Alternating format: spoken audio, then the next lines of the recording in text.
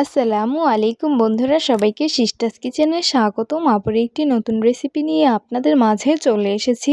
আজকে আপনাদের হোমমেড চটপটি তৈরি করে দেখাবো, তো সাথেই থাকুন। প্রথমে আমি ডাবলিগুলো সুন্দরভাবে ভিজিয়ে রেখেছিলাম, তারপর সুন্দরভাবে ধুয়ে নিয়েছি। কিউব করে কেটে রাখা আলু আর ডাবলিগুলো দিয়ে দিলাম প্রেসার কুকারে।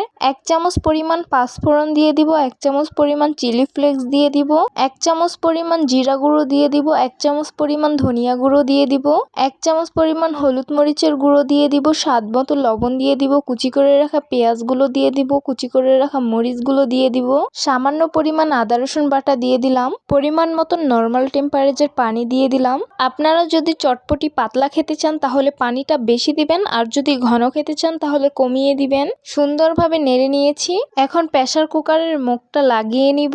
7-8টা সিটি দিয়েছি আমি। চটপটিটা হয়ে গেছে, এই তো এরকম হয়েছে আমারটা। আমি একটু পাতলা খাবো, টক পানি দিলেই পাতলা হয়ে যাবে। সার্ভ করে নিলাম হোমমেড চটপটি। দেখতে অনেক বেশি লোভনীয় লাগছে আর খেতে কিন্তু ভীষণ মজা লেগেছে আমার কাছে।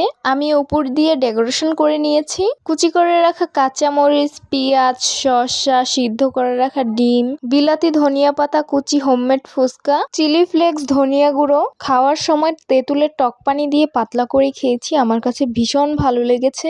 আপনারাও একদিন বাসায় হোমমেড চটপটি তৈরি করে খেতে পারবেন, ভীষণ মজাদার। তো কার কার কাছে চটপটি ফুচকা খেতে ভীষণ পছন্দ তারা অবশ্যই কমেন্ট করে জানাবে। আর আমার কাছে তো চটপটি ফুচকা অনেক অনেক বেশি ভালো লাগে। তো আশা করছি আমার আজকের রেসিপি আপনাদের কাছে অনেক অনেক বেশি ভালো লাগবে। ভালো লেগে থাকলে আমার ইউটিউব চ্যানেলটি সাবস্ক্রাইব করবেন, আর যারা আমার ফেসবুক পেজ থেকে দেখছেন পেজটিকে ফলো করবেন। সবাই অনেক বেশি ভালো থাকবেন, সুস্থ থাকবেন, আর সিস্টার্স কিচেনের সাথেই থাকবেন। আবারও কথা হবে কোনো নতুন ভিডিওতে। তাহলে আজকে এই পর্যন্তই। আল্লাহ হাফিজ।